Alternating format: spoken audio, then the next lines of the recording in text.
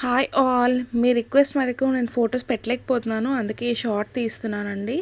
So 60 rupees మీనాకరీలో available ఉన్న colours and models ఒకసారి చూసుకోండి మ్యామ్. ఈ ప్యాటర్న్లో మీకు ప్యారెట్ గ్రీన్ అవైలబుల్ ఉంది. This is bottle green, baby pink,